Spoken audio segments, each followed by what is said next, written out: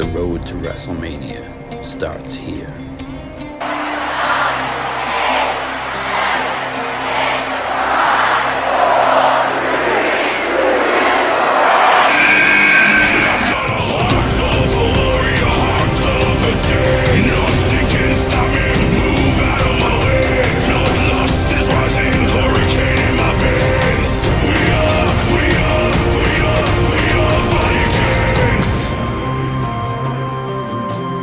The road to Promo Mania starts here.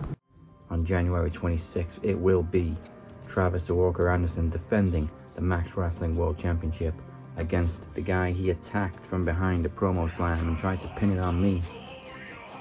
The guy who's now seen the light and has now joined forces with his blood once again, the Phoenix. I'm on the side I've always been on, and that's mine.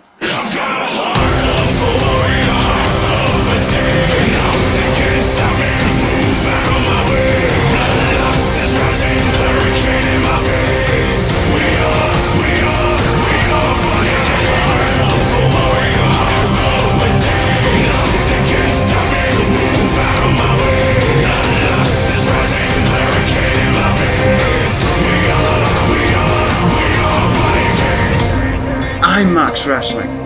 I'm the new MVP.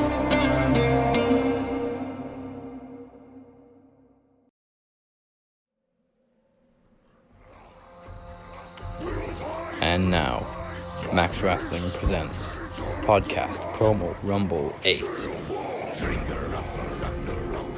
Hey, Corey Coulter. This is your Chieftain speaking, along with El Jefe Moses Marquez and DC Daniel Crimmins. Welcome to Podcast Promo Rumble 8. Welcome to Valhalla. Coming up tonight, Royal Rumble predictions. Daniel Crimmins challenges Cypher for the Max Wrestling television title. Yours truly goes one-on-one with Kinny Killa for the Max Wrestling Knowledge Championship for the first time ever. And then, of course, my man Travis defends the world title against that bastard, the Phoenix. And you just got a little bit of Scandinavian at the start there. That's right. Plus, the group MVP will be announced, like we didn't already know, and everything else from this past week in wrestling. But before we begin, remember to like and subscribe to us at youtube.com/maxwrestling. If you're watching on YouTube, it literally takes 1 second to click the red button. Attaboy, hit the button. And coming at you now with Kicking It with the TSK2. That's right, goddammit. Whole lot of shit coming out with that one. And, of course, follow us on social media at Max Wrestling UK. The website is maxwrestlingnet.weebly.com. So let's jump straight in to championship action with wrestling trivia. The television championship is on the line in 3 stages of knowledge. For the first round, DC chose 5 or Die. You have 1 minute to answer 5 questions. Any question that is passed can be asked again if there is time remaining. For the second round, Cypher chose the finisher, where literally all you have to do is tell me who the finisher belongs to. Oh, what the fuck? I didn't know that kind of fuck. I wouldn't. And finally, if the third round is necessary, it will be bell to bell. That's my favorite one. I'm not gonna lie. It's the classic bell to bell. It's a classic for sure. Sure. All right, so let's kick it off with 5 or Die for DC. You have 1 minute to answer 5 questions. Just do it. Is Cypher gonna hold on to that gold in his second defense, or is DC taking home a strap? Ooh, let's go. All right, let's do this. 1 minute begins after the first question is asked. And it is... Who defeated Kurt Angle at Judgment Day 2002 and shaved his head? Edge. Yes. Who did The Undertaker defeat to win his first WWE Championship? Hulk Hogan. Yes. In what year did Matt and Jeff Hardy face off in the Final Deletion match? That would be 2014. 2016. Not against Razor Ramon. The actual first ladder match in WWE was Shawn Michaels versus who? Bret Hart. Yes. In what year did Ric Flair win the WWE Championship in the Royal Rumble match? 1992. Yes. And 25 seconds left on the clock. 4 out of 5. Solid start. God damn. Corey Cypher Coulter. Are you ready for your second TV championship title defense? I'm born ready, man. Let's go. Let's get it. You nervous about DC, or you think you got this one in the bag? I'm not gonna say that I'm nervous, but I'm not being overconfident either because DC has one of the most incredible minds when it comes to wrestling knowledge. But today, it ain't about him; it's about me, and I'm gonna do my best to retain the TV title. One thing you got correct there is that Max Wrestling is full of incredibly knowledgeable people. Everybody here that participates in the trivia is just phenomenal. So every match is a hard match, but we can do is our best, right? Exactly. All right, let's start this out by bringing this TV title back home to the MDO with 3 stages of knowledge. We're going to start off with five or die. You will have 1 minute to answer 5 questions. Anything past can be asked again if there is time left. Like I said, you will have 1 minute on the clock. I will start that as soon as I finish the first question. Okay. All right. All right. Here we go. Which team won both of the first 2 TLC matches in WWE? The Hardy Boys. What is Charlotte Flair's real first name? Ashley. Who is the only Irish-born WWE champion? Sheamus. How many times has Trish Stratus been WWE Women's Champion?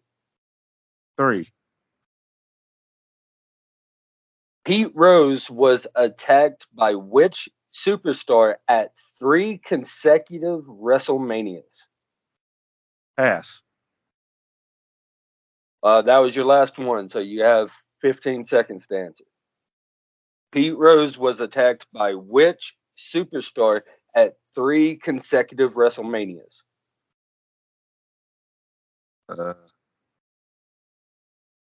And time. And you got an answer? I'm gonna say Steve Austin. All right. I Well, know. unfortunately, you got that wrong. You also got Trish Stratus with the championship wrong. We'll start with Pete Rose. It was Kane. Kane attacked Pete Rose at 3 consecutive WrestleManias. Trish Stratus has been WWE Women's Champion 7 times, not 3. And the first team to win 2 TLC matches in WWE was Edge and Christian. You got Sheamus right, and you got Charlotte Flair's real name right. So could have been better, but you did all right. All right, round 2 is the finisher. You have 20 seconds to answer who the finisher belongs to. Let me get those 20 seconds on the clock. I don't think we're going to need them, though. This is easy money. All right, the finisher is the final finesse. Who does it belong to? What the fuck? The final finesse. EC3. All right, stop the clock, or do you want to keep going? 8 seconds. Let's start the clock. All right. It is not EC3. It is the ultimate finesser, Chris Bay. Oh yeah, I totally got the tagline. The ultimate finesse is your lady's favorite wrestler. Yeah. That's my man. All right. So we're going to move on to the finisher. With the finisher, you will have 20 seconds to answer or who this finisher belongs to. All right? Right. All right. Your finisher is Power Bomb Symphony. Warlow. Hey, there you go. Good job. That is correct. So the score is 3-4-2. 4-3 to DC. Ooh, here we go. Okay, so it comes to the final round. There is 1 point in it. Bell to bell. You have 20 seconds to tell me which match lasted the longest. You have 2 Edge matches. And the first match is Edge versus John Cena in a TLC match at Unforgiven 2006. And Edge versus The Undertaker at WrestleMania 24. Which one lasted the longest? Oh, hell no. I'm gonna say the John Cena match. All right, Cena at Unforgiven. I can say that there is less than 30-second difference between these two matches. Ooh, fuck you. Is it? Yeah. Ugh. So, Edge versus Cena was 25 minutes, 28 seconds. And Damn. wait a minute. Sorry, a minute and 30 seconds. And Edge versus Undertaker was 24 minutes, 3 seconds. That is absolutely right. Oh, there it is, boy. Now, you have round 3, which is bell to bell. Once again, you have 20 seconds to answer which match lasted the longest. Basically, you got 2 Daniel Bryan matches. Right. Your first match is Daniel Bryan versus John Cena at SummerSlam 2013. Or was Daniel Bryan versus Triple H at WrestleMania 30 the longest? Go. You got 20 seconds. Daniel Bryan versus Triple H. All right. You're going with Daniel Bryan versus Triple H at WrestleMania 30. Hey, I'll go ahead and give you the time on Daniel Bryan versus John Cena at SummerSlam 2013. All right. Hey, with Cena, it was 26 minutes and 55 seconds. Okay. That was a fairly long match, I'd say, especially for Cena. Exactly. However, Daniel Bryan versus Triple H at WrestleMania 30 was 30 minutes and 58 seconds. You got it correct, sir.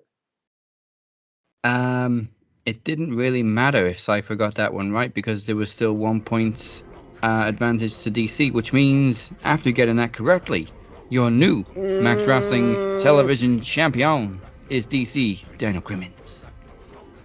I'm jumping for joy on the inside, I swear. And didn't even need to cash in his Iron Bank on it. As I said last week, it was not a prediction. It was a spoiler. Spoiler alert. Sorry. No, the only I hate to cut you off. The only guy he wrestled twice at Mania was Kane. That's it. And Sean. And Trips. And Trips. So yeah, no. So no. What do we say? Randy? No Randy. No Edge. No Taker. He's got the one time against Edge. Yeah. Once against everybody else. Oh yeah, that was the first one. I feel now it's happened. I would be remiss if I didn't, didn't do it.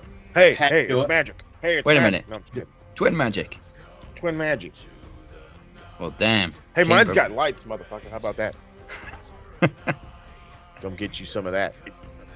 Okay, Jericho. Well, as we have heard previously, I guess this now means DC versus the Demoness now becomes for the television championship at Promo Mania. Ooh, come on with it. In the main event. In the main event, mind you. Damn. Putting that TV title on the map. Yeah, I started that, by the way. Hey, this is the charismatic enigma, Jeff Hardy. Welcome to the Madhouse. road to WrestleMania is about to begin, but first, we predict this year's Royal Rumble. All right, then. We have 3 matches plus the 2 Rumble matches. So let's kick it off with. What, they got actual matches in this bitch? We got actual matches. We got a women's title match. We got the world title, and we got the Mountain Dew Pitch Black. Don't match. forget that part, the Mountain Dew. I feel I- like such a fucking high schooler. Mountain Dew. Can't just call it like the pitch black match. No, the like, Mountain Dew. We're sponsoring this shit. they probably wanted to call it the pitch black match. And Mountain Dew probably just said, no. We're sponsoring this shit. Give us what Well, we let's want. face No, it, they said, they, motherfucker, we own a soda with that name, so no. That's what they Let's- said. And apparently, it goes very nice with whiskey. Hey, Oh, you really? gotta get the regular Mountain Dew. Well, Out of regular matches. Fact, Regular fun fact, Mountain. A little bit of trivia: Mountain Dew originally was invented as a additive for whiskey. Mm-hmm. I have sampled it, but it was a while ago, so I forget how good it was. But it was good. Delicious. You got to have the right whiskey, though. Oh yeah. Yeah. It's got to be Jameson. I was gonna say it didn't work with anything but James.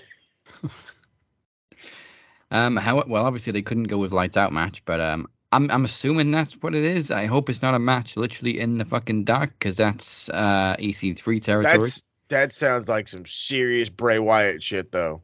Yeah. The only thing that I can think that it would be is kind of like a street. Remember the Hell in a Cell match with the red lights? Yeah, unfortunately. Similar to Hey, that, maybe. why? I was Maybe it's like having a last man standing kind of thing. Like, I was having Here's a my good day. question. Guys, here's my question: do they even fucking know what it is? So Michael Cole stated no. the match would be anything goes and ends via pinfall or submission, but nothing else was known.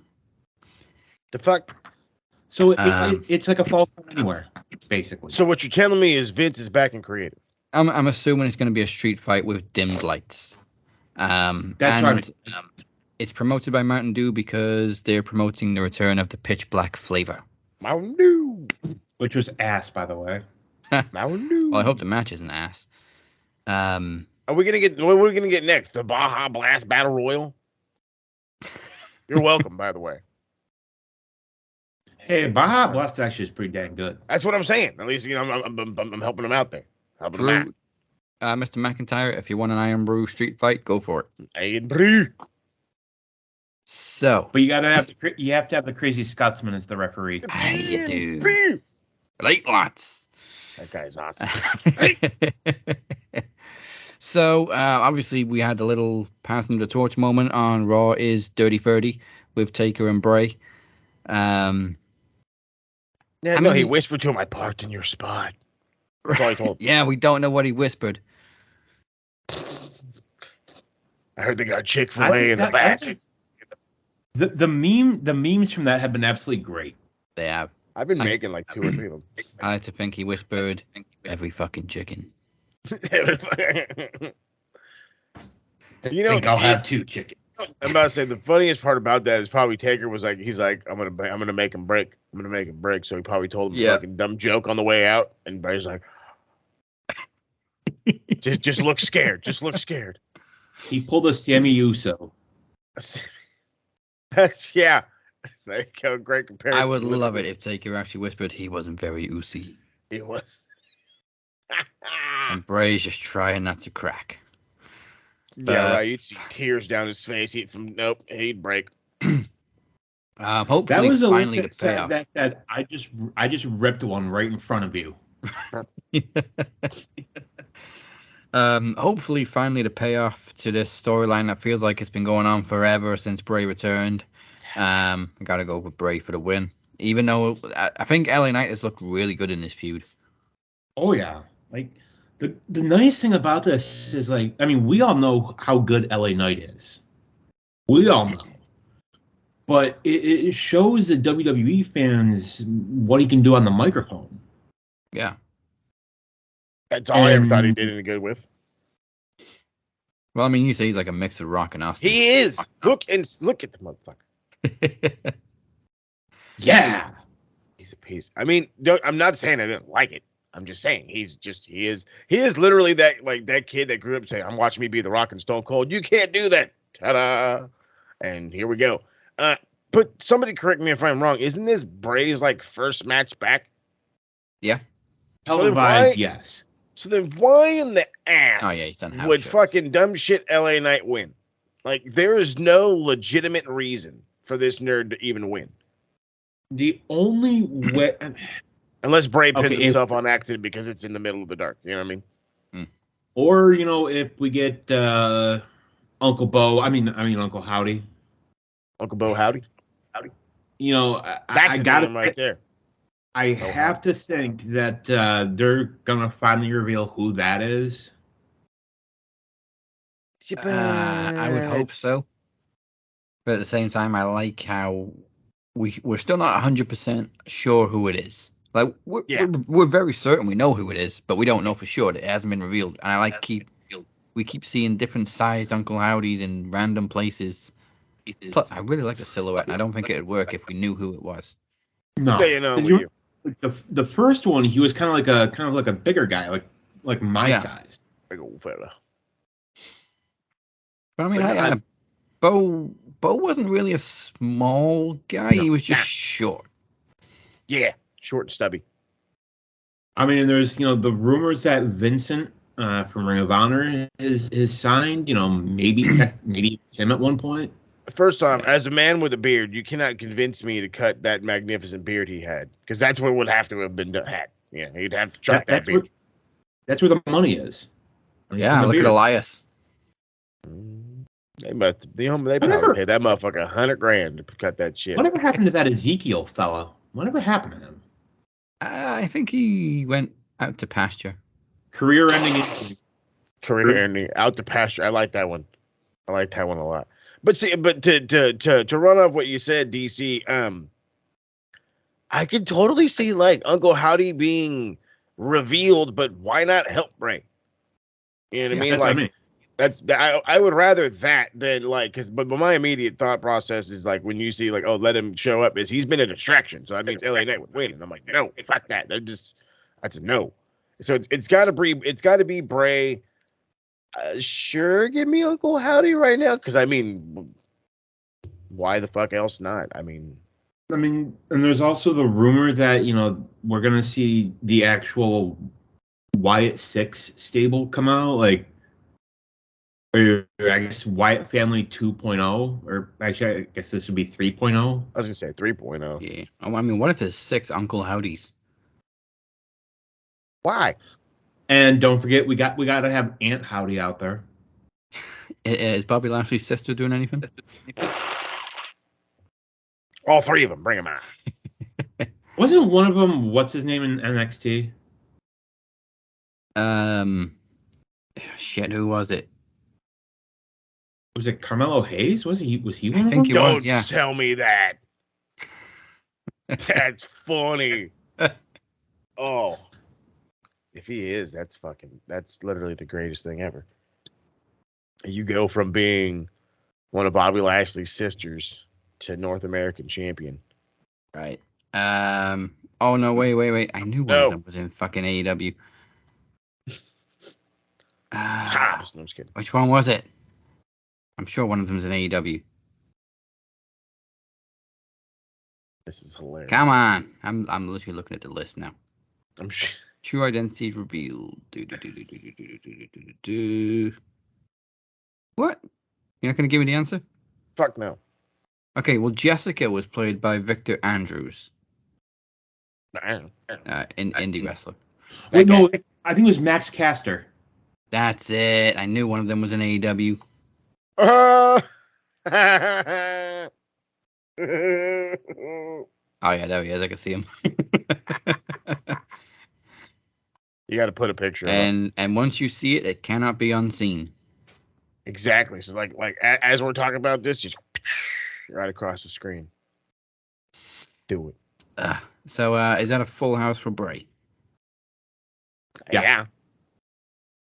Dummy. Yeah. Yeah.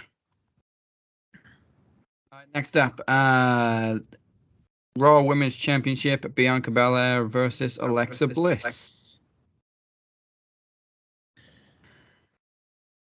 darker Alexa Bliss, as we've been seeing in the past few weeks. Darker Alexa Bliss. Boom. Mm. Uncle Howdy comes back. Uncle Howdy helps out fucking Brave. And Uncle helps Howdy Alexa helps too. Alexa Bliss. Come on with it, Jack. Yeah. I'm pretty sure I said last week I wouldn't be mad if Alexa won. There we go. Bianca's had a good run. She's had a super long run. She's always had good runs. She's good. And I don't want to say, but now is a good enough time to get rid of it where she doesn't get stale like Roman did. Is. You know, I'll say it. Like I think Bianca is this generation's Trish Stratus. I mean, I said a couple months ago, Mandy Rose was in that conversation. I would of course, she's rather go gone with now. that one. I would go with that one. If I could put Bianca somewhere higher, then yeah, I would go with that move. Who is better than her? She's Molly Holly. Hey, Except Molly Holly knew how to. I can't have a real good comparison, but it can't be Trish because she was obviously better than Trish. Mandy fits like that Trish perfectly. She was literally the model, then got really good, and then took over her whole name, Biggity Bam Boom. Bianca's been a motherfucking athlete from the jump. Well, I don't mean like the model. I mean like that impact, like that kind of like. Yeah, exactly. Her impact was bigger. Like she didn't have a presence and then had an impact. She had a fucking impact from the jump. Bianca did. From the set. No, that's not true. From the second she grabbed a mic in NXT, that's when she got all of her attention.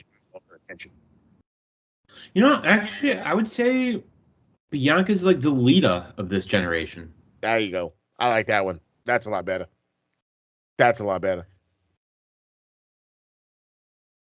I wanted to say Jacqueline, but that's just not.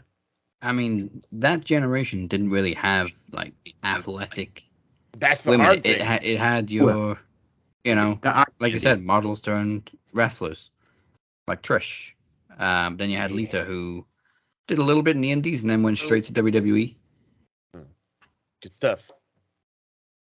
And then, of course, we had more models like Tori and Stacy and Sable. Bella Twins. Yes. Bella. Oh, God. Can they get any more freaking attention for not being included on Raw? Stop it. No, because you bring that up. Of course, you bring that up. My wife's like, why weren't they out there? I don't know. I don't care. Why do you care? We don't book the show. That's exactly what I said. I don't book the show. Do I look like the old decrepit man? No. Do I look like Uncle Paul? No, ma'am. And I love how the dirt sheets were reporting. Nikki posted a video to explain why she wasn't included on Raw. And I don't care. I don't give a shit. I'm just glad she wasn't. Don't give a shit. It was bad enough having them plug her freaking wedding like twice, 3 times. They did what? Yeah, so obviously she's a reality star now, so her wedding's getting broadcast as like a reality special, and Raw. They plugged it a couple of times on Raw. Hold on, wait a it's minute. Nikki Bella says I do. Okay, I was gonna talk some shit. I was gonna say, like, what do you mean she's a reality star? She doesn't have her own show. Yeah, they do. Never mind. Yeah. Which unfortunately is why they keep saying. being relevant. I kind of wish she had married Cena, because then that way we couldn't see her. Yeah, You take his name, you transparency through disappear. marriage. That's awesome. So I'm just gonna go. I smell a title change. I'm going Alexa Bliss. You can't argue it. I mean, I can't say you can't argue against it. I just don't see a real argument against it. And it's I don't know. You know me, you know my style. You go with the hot hand. You got to go with what's a momentum pusher. And Yeah. if an Uncle Howdy situation goes down for Bray, there's got to be assistance for Alexa too, because it's obvious she's going that way. So you might as well keep it going. You debut, on Monday, the Wyatt 6. There you go. And, factions, baby. And I know, obviously, WrestleMania is coming, but Bianca's not feuding with anybody else. I think whoever wins the Women's Rumble is going to be on SmackDown. Yeah. Yeah, I didn't think of that. We already know who it's going to be. Well, then again, I haven't thought. Yeah. I've already booked it. It's booked it, Dano. And Bianca's had like arguably the best match at WrestleMania 2 years running, so she can easily just have a rematch with Alexa. Yeah. Take it. Take it. We should have done this one. We should always do Roman matches first, just to get them out the way. Roman Reigns versus Kevin Owens for the undisputed Universal title.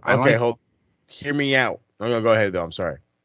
Okay, really quickly, I like a little fantasy booking that I've seen that maybe Kevin Owens wrote Sami Zayn's name on the contract, which would be awesome.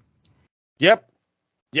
And that's literally what I was going to go with. Literally all that. Because I'm like, now is the time. But see, I looked at it a little differently. I know the contract thing was a thing, but I was like, what if, because I was like, I don't like, not that I didn't like it, but I want Roman to assert himself like that. You know what I mean? Like, say, like, well, I lost you to Chicaner. You go get my belt. And then you make it a whole storyline about now he's got to be the guy to go get the title back for Roman. He's got to do it for the bloodline. It's not for him winning. It's not about him winning. Can you do it for the bloodline? And then that turns into a whole giant story. And of course, you're going to tell me we're going to get a bad story from Sami Zayn and Kevin Owens. I don't think so. So I don't know. I'm fucking in love. I saw that on Facebook and I've been in love with the idea ever since. Just because Roman's so stale. Go ahead, DC. Here's what you could do. You have Kevin Owens win the match. Due to some buckery, as we like to call it. There you go. Then, Roman gets pissed, obviously, enters the Rumble. Just Brock style. And just like whoever's number 30, like who's somebody inconsequential? Give me somebody. Give me like a fucking return, like have fucking Sean Waltman come back as a return, have sick Xbox come out, just get tossed to the side. DX is all old and retired. I'm gonna go with Riddick Moss. Okay, we'll use him. So say Riddick Moss is number 30.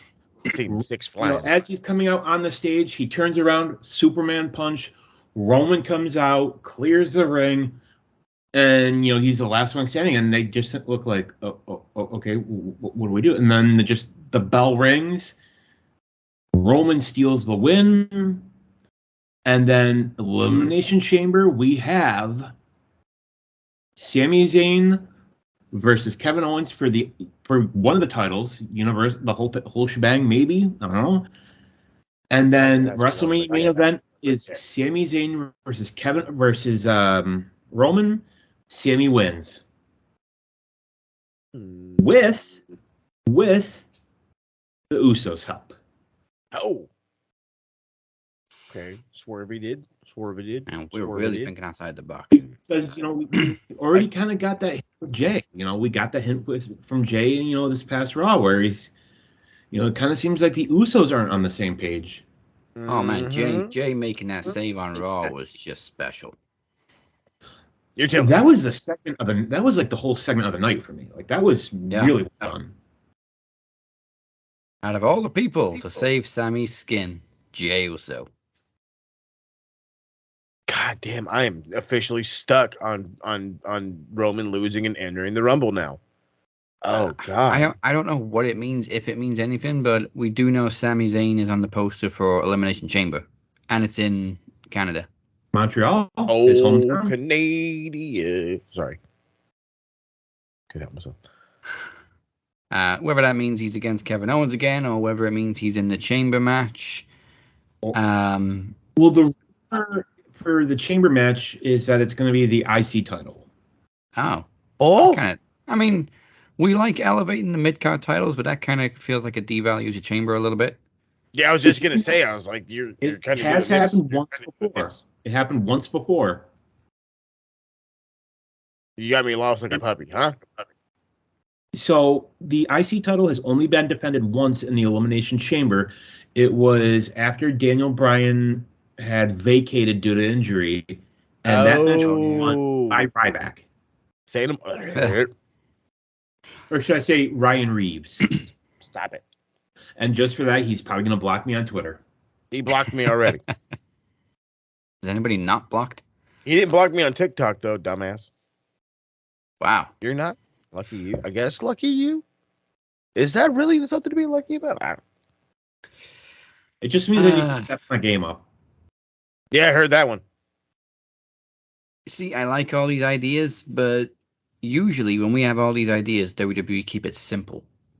No. They don't keep it simple. They just tell you, "Fuck you." That's what they tell you. And That's you know what? Vince booking, though. I Oh refuse. God, yes.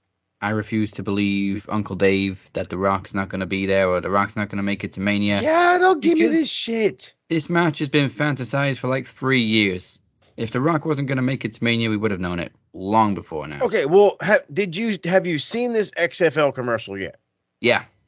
You're telling me that Do you- motherfucker's not in shape? Thank you. Look at him. Not only that, like, then we get that random fucking story that they made the massive pitch to Steve Austin. Yeah. Oh no, like that's makes true. sense. You know that? No, I know that. That's got to be true. That's probably like 'Cause a Steve- backup plan. Well, no, because Steve there's been talks of Steve wrestling at Mania, basically all year long. Since They were last, thinking about running back Kevin and him again. Like they thought, okay, we'll run it back. I don't want to see that, but I No. mean, like, No, KO is a super face now. but then I know we went on this whole like tirade of how I would love the idea of Kevin and Sammy and the da da da da da. But then when I saw the idea pitched of Stone Cold winning, I'm like, give it to the old bastard. Like, come on, like that would be badass. Now, granted, I would immediately expect a new fucking belt to show up because I don't think he's going to carry around that piece of shit. But then again, Yeah, we got the smoking skull. I don't want that. just update it. Oh, bring me what's the other one? The Oval Eagle? Is that what it's called? Oh, the one he had with the big eagle. Yeah, the Big Eagle. I want that one back. That one's too slept on, man. Yeah, You could even do Sammy, Kevin Owens, and Steve Austin versus Usos and Solo Maga. Oh, use him like Sting. I love it. Solo Fucking Maga. sign me up, baby. Sign me up. But I'm as much as I'm excited about all of this, I keep going back to, but it's Roman. That that old saying that we were doing for a while with New Japan, but it's Okada. It's Okada. It's Okada. It's Roman. But It's Roman. We're almost at the end now. We've been riding it out till WrestleMania, Hollywood. We're almost there now. I think it makes too much sense for him to lose it because it's just like if this match with The Rock really does happen, he can't win both of them. Right. So Ideal one time is to enough. split the belts. Yeah, Here's he's what's gonna got happen. to. Here's what's Go going to for it. happen. 2 nights Mania. There's a story that he's going to That's right, it defend is. on both nights. So I think what you do, sucks to be broken. maybe you have, let's say Cody wins the Rumble. Adrenaline in my hole. Cody may say, I want the WWE title. So you have Cody on, say, night 2. Yeah. Then Rock and Roman on night 1. Rock beats Roman, retains the Universal title. Roman's not losing until Mania. It makes no sense. It makes 0 sense to have him lose before Mania. Right. A moment like that is like somebody toppling the Giant. Yeah. A moment like that, you want that at WrestleMania, the biggest show of the year for the biggest moment of the Hold on. year. I'm gonna cut you off real with this one, DC, because you're talking about big gigantic moments. We're talking about big gigantic rivalries. The it's coming to a head. He's finally got to lose, right? Let's look on the other side of the pond here. Okada Omega. Did Omega win it at Wrestle Kingdom, or did he win it at Dominion, the second biggest show? He won it at the second biggest show. Not the big show, which again, I get it, but I'm just saying it could make sense because it is one of the original big 4. From a WWE perspective, though, and how they do business, My brain don't work like that, but yeah. like we're not doing this like how a wrestling fan would book it or how New Japan would book it. We're doing it as how WWE would do it. Yeah. And for WWE's logic, it makes more sense to do it at Mania. It does. I hate it though. Now, what you could do a dusty finish. Yeah. But I'm sick of this. We're dragging now. Now we're dragging. I understand. I get it. I understand what it means in the Mania moment and the blah blah blah blah blah blah blah. But it is literally just been dragging. This guy's going on year 3. He's going on year 3, dude. You know what I mean? This isn't Bruno Sammartino days anymore. Exactly as you just stated, this ain't Japan either. So we don't need a 700-800 day reign like fucking Okada had. We don't need a Walter reign at a Roman, even though I think we already got it. Well, you know,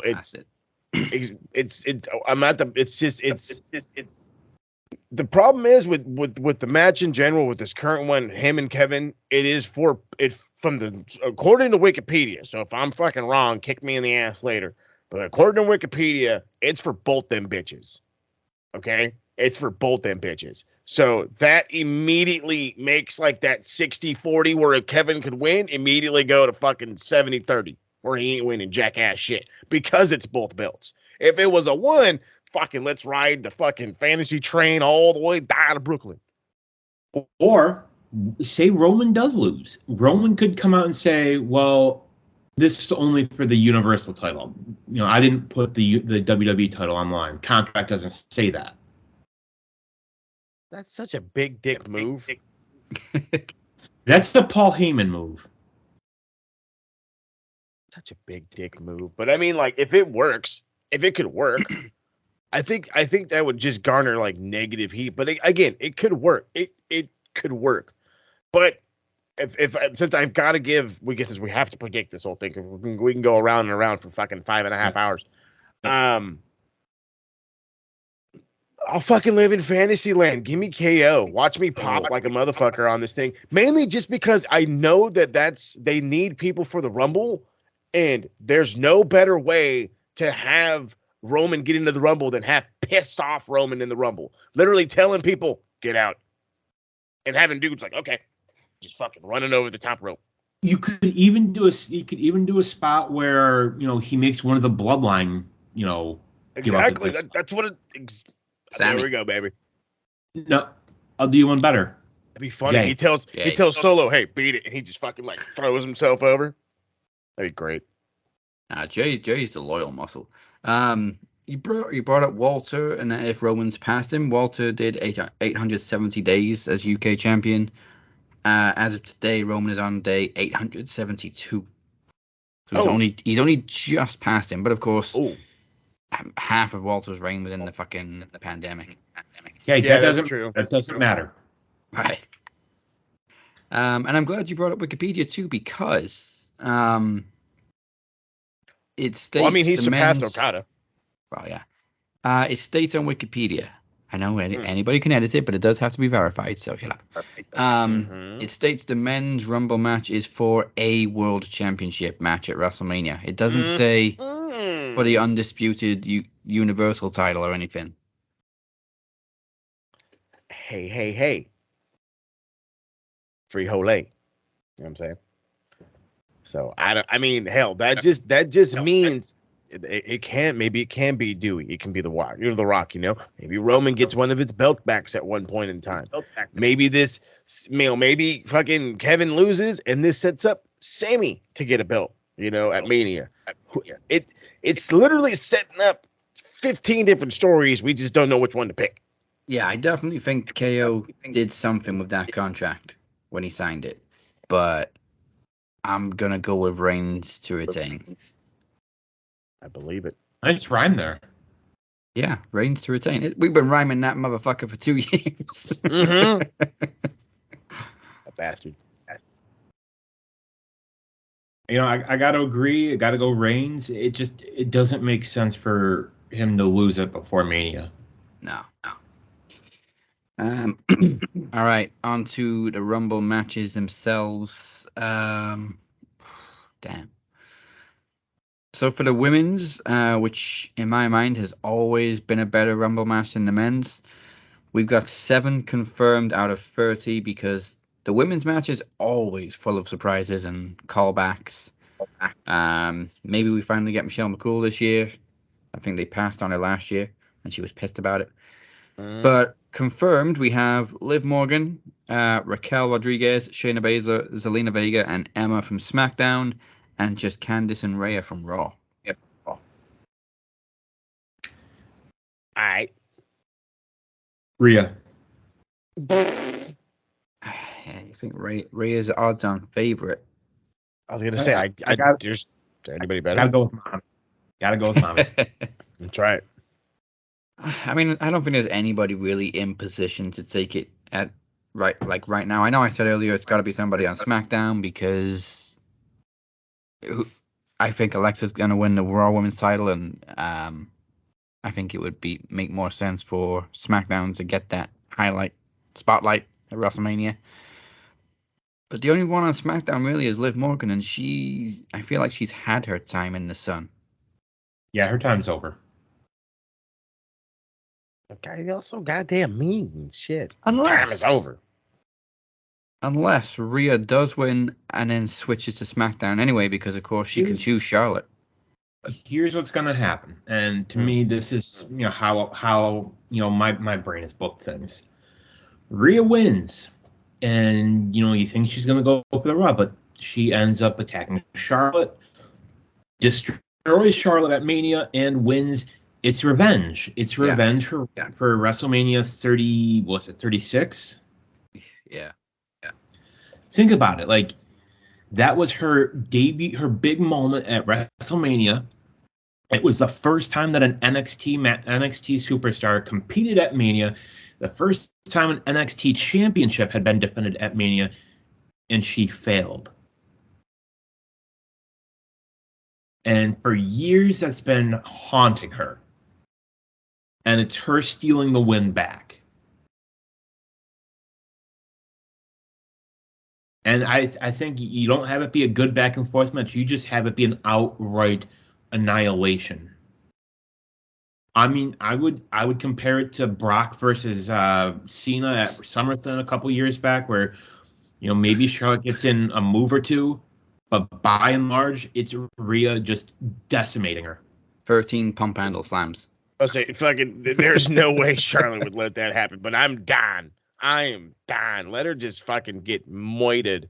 But no, you hit the fucking nail on the head.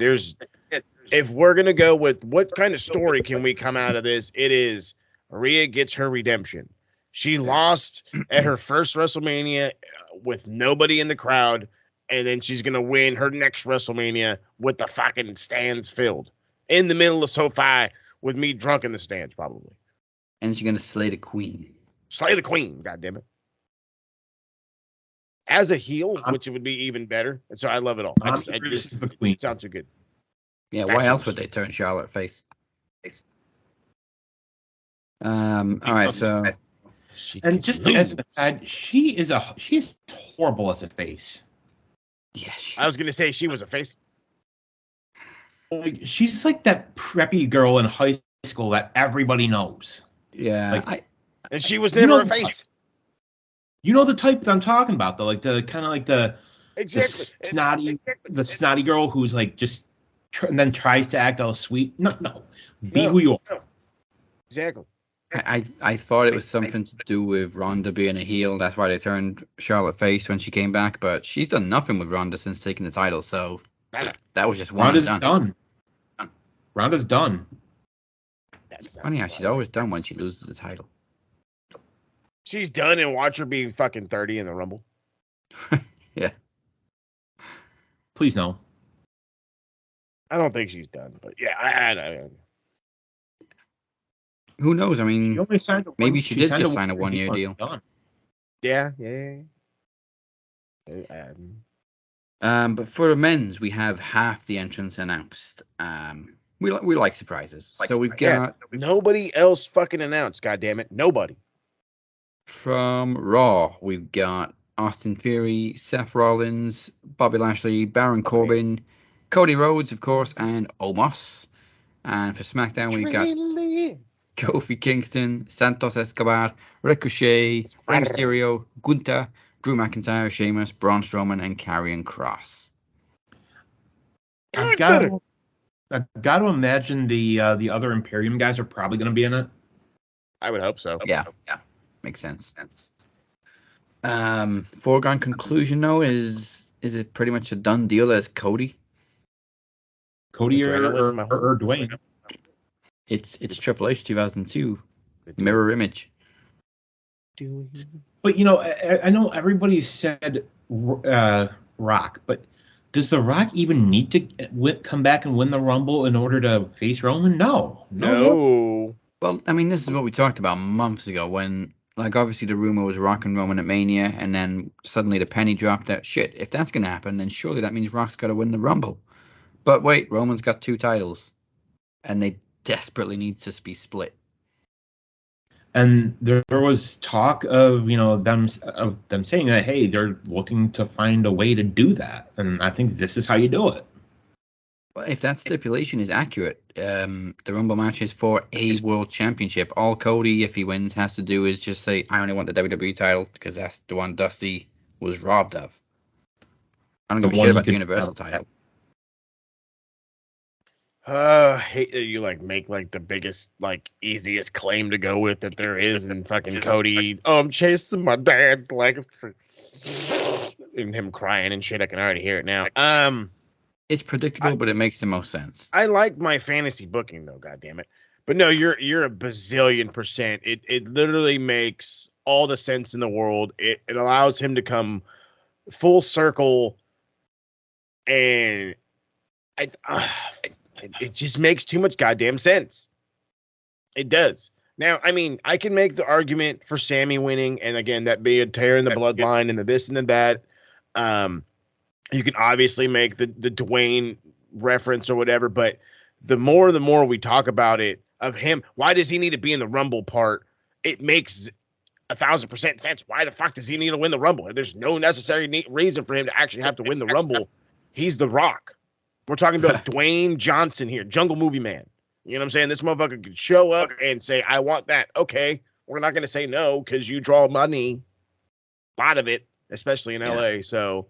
If we do get Rock and Roman, it's not about champion versus Rumble winner. It's about head of the table versus the original head of the table. Yeah, exactly. The guy that showed up and debuted a combination of his dad's name and his grandfather's name. That's head of the table versus God. Right. I was about to say, as far as Roman's concerned, however, that's like man at the top of the mountain coming down off the mountain to just say, "Okay, there you go." Okay. That sounds Polynesian enough for him right there. Let me tell you something, bitch. Exactly. But I think it's got to be Cody. It has to be. I hate it. I hate that it's so predictable. I want unpredictability. I want craziness. I want madness. But this is the E we're talking about here. Yeah. So, sometimes predictable is just the right call if it's done right. Mm-hmm. We all knew Daniel Bryan was going to win the world title at WrestleMania 30, but they pulled it off beautifully and wrote pretty much the whole fucking pay-per-view around him. Very well done, by the way. Yeah, you're telling me, dude. That was the first free WrestleMania for those who signed up for that network, and Jesus Christ, we got our money's worth. Oh, yeah. We got our $9.99 worth. Except it was free 99. Oh, damn that song. $9.99. So yeah, I'm playing it safe, going for Cody.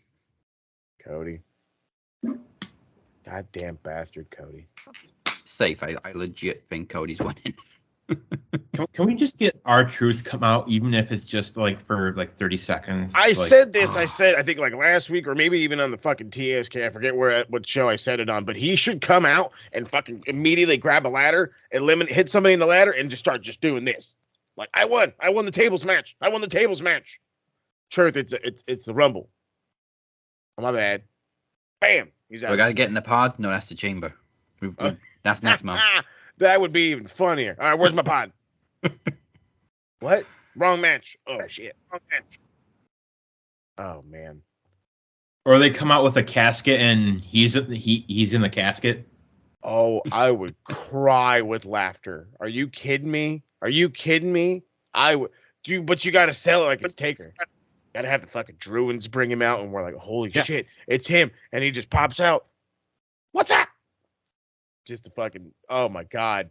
Oh, And then I'm you have kidding. everybody just telling me, like, you're not in this match.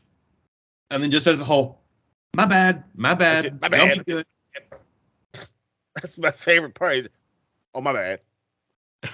Like, I would love if just one time, like, if we ever got an Forbidden Door moment with WWE and AEW, just have R-Truth show up on Dynamite just one time. One time. And have somebody like Kenny just say, you don't work here.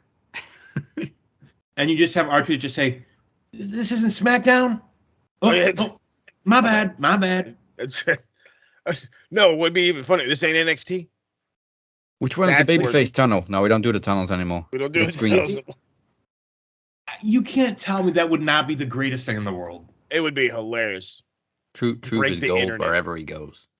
Like, A Tony bazillion Khan, percent. reach out to Triple H, give him whatever the hell he wants. Just make this happen. Right? I Go ahead. I forgot to ask for the women's rumble. Do we see Mickie James making another appearance? She just won the Knockouts title again. Guaranteed. Sure. And Get the fucking name right. I think we also see Nick Aldis in the men's rumble. Yeah, come on, dude. I've also seen Great Muda mentioned. Obviously, he's I'm retiring down for soon. Muda.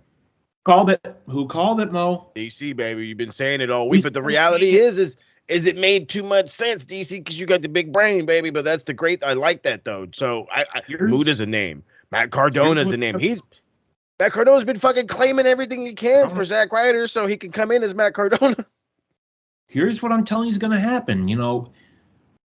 The fact that WWE let one of their contracted stars compete in an outside organization never happens. And I'm telling you, Triple H didn't do that out of the goodness of his heart and for no reason. He got something out of it. He did. He had to have. So here's what I'm thinking. Muda's never wrestled in WWE. No. So he gets the Rumble spot, and at some point within the next couple of weeks, it will be announced the first inductee into the 2023 class of the WWE Hall of Fame, the Great Muda. Come on with it. I think Batista's finally a shoe-in this year, too. This is Hollywood. Yeah, Hollyweird. Well, all right, that's the Rumble predicted. We're going to skip the history lesson this week because we got a lot to get through, so let's keep it going with the Knowledge Championship. For the first time ever, it's Moses Marquez versus Kinny Killa, one-on-one. Let's go.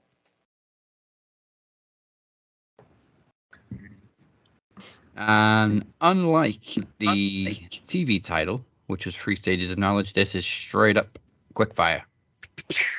60 seconds on the clock. Let's go. Now, obviously, Kinny is not with us, so they will be asked the same questions, but obviously they don't know what the other one answered. 1 minute on the clock. Your time starts now. Kama Mustafa became better known by what name in the late 90s? Pass. Who won the 2013 Royal Rumble? Pass. Oh my God. Tori Wilson's first husband was which former cruiserweight champion? Dean Malenko? Billy Kidman. In what year did New Japan's January 4th show become known as Wrestle Kingdom? Shit, I know this one.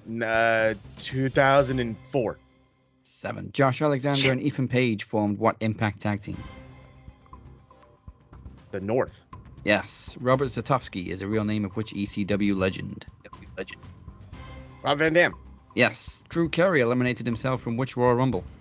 Oh shit. The 98 Rumble? 2001. Booker T's signature move, similar to a rock bottom, had what name? The Bookend. Yes. In what year did Shawn Michaels win the Royal Rumble as the first entrant? Oh my God. 95. Yes. Time is up. That is a score of 4. Take it. Kama Mustafa became the Godfather Godfather. I know I couldn't. I wasted too much And time. in 2013, it was John Cena who won the course it Royal was. Rumble. I couldn't see him, so I I never was gonna say forget. Ed. I never forget that it was Cena because it was my first Royal Rumble in like 3 years, and I was like, of course it's fucking Cena. right, bastard. Now I gotta We all watch Rock beat Cena. Punk. We all hated Cena back then. Now we love him. Yeah, funny how times change. Okay, 4 scored for Moses. Let's see what Kinney does. Question 1. Kama Mustafa became better known by what name in the late 90s? Kama Mustafa became the Godfather. Who won the 2013 Royal Rumble? I'll say Randy Orton. It was John Cena. Tori Wilson's first husband was which former cruiserweight champion? Billy Kidman. In what year did New Japan's January 4th show become known as Wrestle Kingdom? Ooh, what year was it known as Wrestle Kingdom? 2006. Ooh, 2007. Josh Alexander and Ethan Page formed what Impact tag team? I'm not an Impact guy. I'm just going to say the No Limit Soldiers. It's the North. Robert Zatowski is the real name of which ECW legend? Rob Van Dam. Drew Carey eliminated himself from which Royal Rumble? 2001. Booker T's signature move, similar to a rock bottom, had what name? Bookend. In what year did Shawn Michaels win the Royal Rumble as the first entrant? It was 1995. Stone Cold Steve Austin has only won world championships on Raw and which pay-per-view? Stone Cold has only won World Championships on Raw, and it must be WrestleMania. And it's a 3-point difference. Kinney gets 7. Of course he does. This goddamn Kinny Killa. So the reign continues. Congratulations, Kinny Killa, remaining 3-time knowledge champion. Jeez Louise, that boy.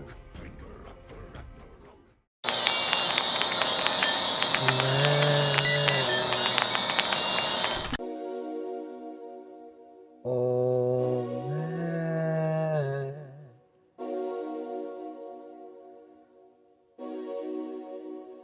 I hear you. Do you hear me? Do you understand? Do you feel? Do you know? Or are you just unfitting of knowing?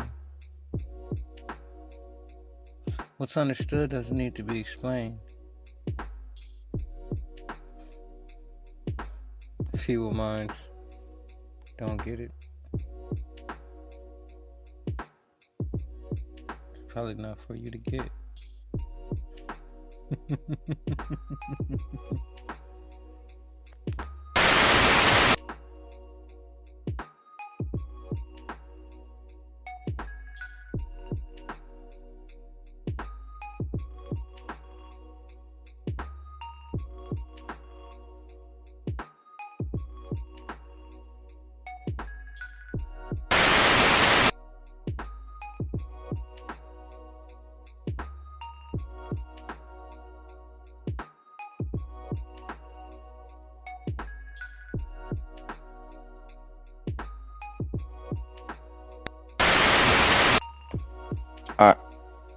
I'm the glitch in the system.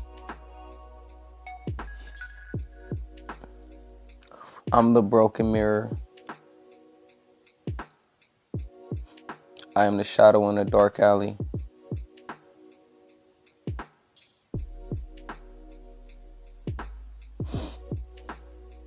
I am the lowest, shallowest part of the human anatomy. I am me,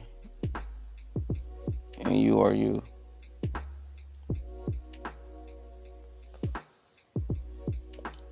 And we live in this world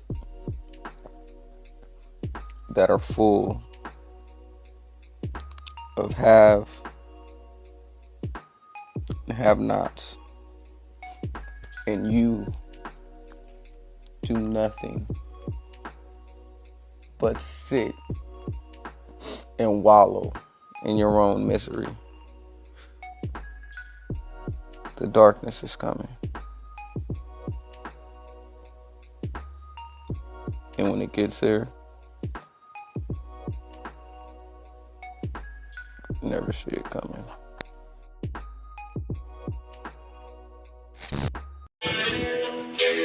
I am not who they say I am. I am the darkness. And the darkness flows everywhere.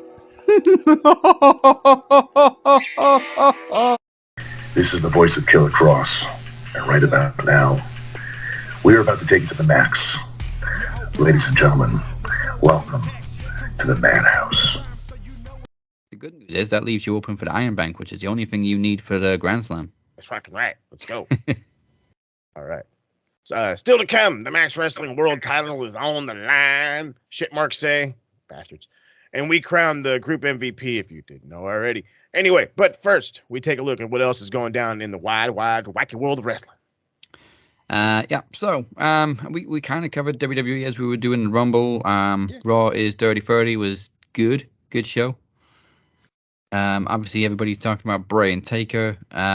Travis didn't like the DX segment. I thought it was better than their 25th anniversary segment. It was funny. Yeah.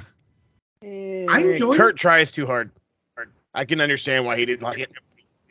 I mean, the whole part where everyone is standing up to Gunther, and you have Triple H just stepping up, and you're thinking, "Oh my God, is he gonna do it?" And he just says, "I'm retired." And then everybody just comes up with excuses, and then Sean, they look at I'm old. Yep. Didn't Road Dogg say he was too fat? I remember Billy Road Dogg just stepping and going, "Well, you know what? Who am I kidding?" Sounds, yeah, I think like Waltman said he was slow. No, he had shin splints in his legs. He's like, I can't do it. Got shin splints. And then they're like, Kurt said he'd do it. No, I did not. What I liked about the DX and the Taker segments is they weren't your typical Legends segments where the Legends come out, drop somebody. They both kind of let other people have the spotlight. So Taker passed it to Bray, DX passed it to Seth.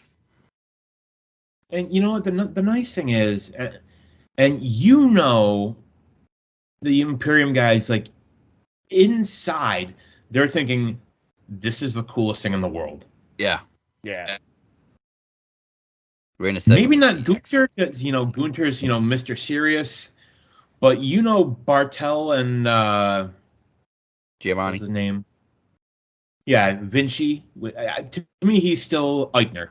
Yeah. But, the two of them, they're inside. They're just, the inner child in them is like, oh my God, this is the coolest thing in the world. Like, we're part of this.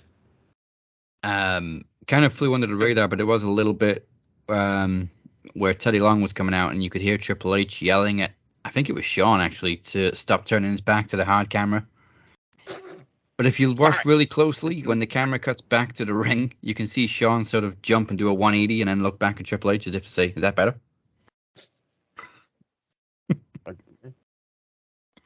Well, because Triple H probably had something in his ear. They're probably saying his back is to the camera. Yeah. Tell him to move. Well, I love how Triple H dropped. Hey, it's hard, this booking. That was great. And he's just like, you guys think I just make all the decisions here. Right. We know you don't. We know it's your daddy-in-law. Daddy-in-law making the decision. It's you gotta ask permission. Palpatine.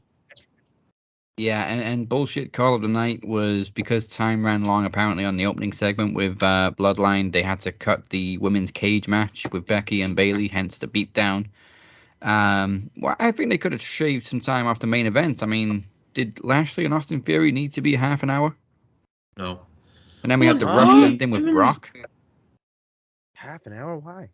The thing that gets me is like, okay, cut time in the women's cage, fine, but that was the best you could come up with? Yeah. Like, you couldn't come up with...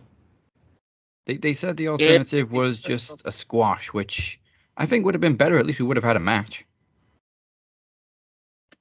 It kind of feels like they robbed the crowd of a cage match because you got the cage, you lower it down, and you don't even have the match. They hate the people. What can we say?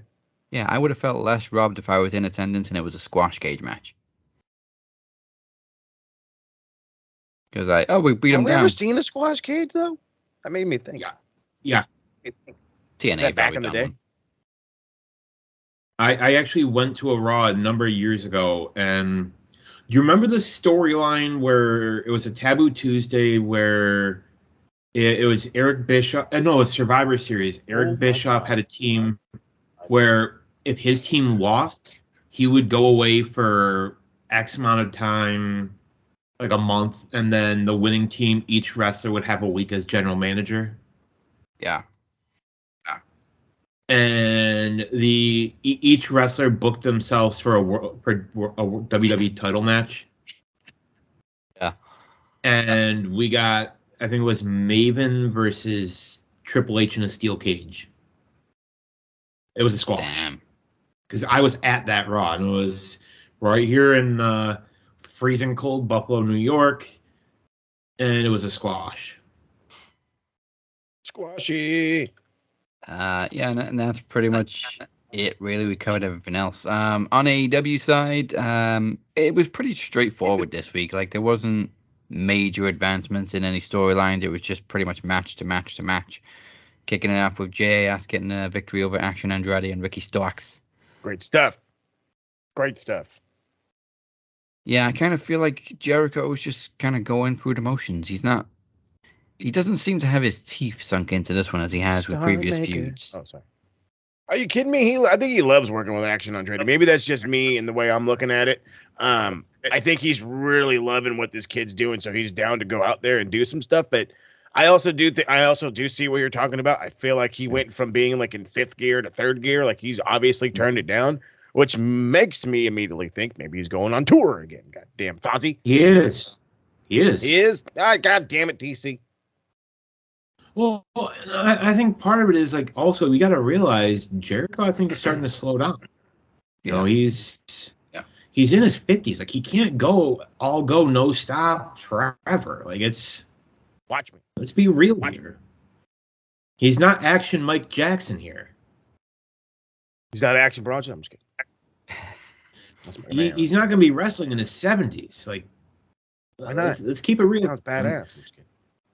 I think, to me, Jericho's always been a singles guy. Like his best matches have been singles. Not saying he can't do tag, but he's better one-on-one. And I look at Action Andretti and I see a younger Jericho. I see a guy who's got a shit ton. See what I mean? And I think Jericho sees that too. It's hard not to, man. At least in my opinion, it's hard not to see it. As for Ricky, I mean, he's getting the rub too, just by being associated with. I mean, Ricky Starks is an established name, so he's kind of giving the rub to Action Andretti, but at the same time, they're both getting the rub from Jericho. Exactly. The big guy rub, the big Jericho love, which is great. Whole lot of rubbing going on there. Whole lot of rubbing. Stop making. If I'm booking this out, I got to think Ricky Starks to be the guy to take the strap off MJF. Yeah. It's not necessarily a bad thing that he lost initially a couple of weeks ago. No. It'll make the win mean more. Yeah. Let MJF have his run. Mm-hmm. Plus, I like seeing the Triple B. The Triple B. And they're selling shirts for how much? MJF dress shirts that literally say fucking $50, Jack. You know what I can buy for $50? I can feed my whole family a meal for $50, Jack. Like, and that's for a shirt. Does it light up? No. $50? That would get me to the movies with popcorn and a drink. At least here in the U.S. I don't know how prices are. Damn, DC, what motherfucking movie are you watching? Well, you got to figure here. Tickets are like $10. Huh? You go to IMAX, huh? You spend $45 on a fucking movie ticket, don't you? No, they closed ours. That's disrespectful. No, we had a Regal, and Regal's not doing so hot right now. Never mind. They closed it, or they're closing it. It's like, say no more.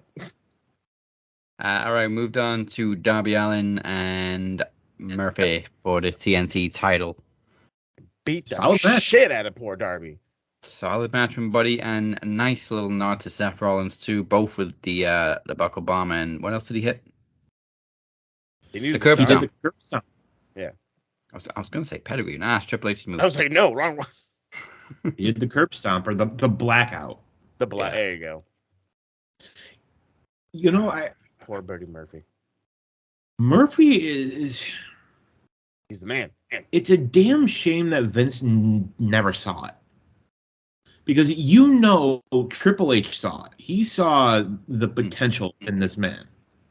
Well, yeah, that's why he used him like the Kenny Omega of NXT. That Cruiserweight title run was insane. Exactly. Like, honestly, as much as I love what he's doing in AEW right now, and I do, there is no reason why Buddy Murphy shouldn't be main eventing Raw or SmackDown right now, being, you know, in the WrestleMania main event. He should be. Yeah. But then we wouldn't have him in a stable in AEW. This is the truth. But after the match, Darby Allin retains, still killing it as TNT champion. But after the match, we got a little message from Samoa Joe, which obviously shows us that they ain't done yet. God damn you, Samoan Joseph. Bastard. You know, I was getting vibes of the old AJ feud. You know, where a little bit. we did the whole AJ. Well, He's all calling out his wife and shit. Little bit. I don't know if he wanted to go to and get. I think Darby's single, but I don't know. Maybe show up at the Performance Center and go chat up Darby's ex. Oh, hey, no, whoa, wait, whoa. It's crossing the line, Jack, but I like it. Which one was it? Was it Gigi? The redhead, right? Mm-hmm. Yeah. Okay. I can never keep the toxic. Yeah, Gigi Dolan. What? Well, no, I'm with you. I just know. I just knew Mandy and I knew Gigi. I couldn't tell you who the other one was. I don't JC. watch. Sure. Oh, that's her name, but yeah, I haven't watched NXT and like. You could have told me it was Ronald McDonald, and I would have believed you. I said okay, yeah. Yeah, JC like McDonald. There you go. Norm McDonald. Hey, man, my man's funny. Norm. Following that, we got another win for Jungle Hook. We said keep the tag team going, and they did. Why is Matt Hardy out there not giving a shit? He's just happy they played his music. I thought you were just going to stop it. Why is Matt Hardy out there? Oh no, I mean, like, I'm watching this thing and I'm like, okay, first off, they hit a theme that like literally a year ago would have probably made me pop, and I can't do it. I just can't. I'm over it.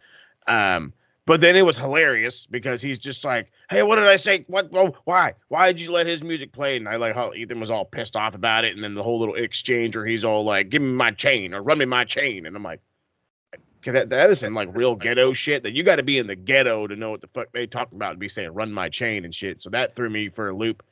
But then, like, if you're watching the match, Matt Hardy is like, especially at the end, he is not giving a shit. He is not trying to tag in. He is not trying to do anything. He is like, Ethan, you go fucking lose, bud, and I'm going to stand right here.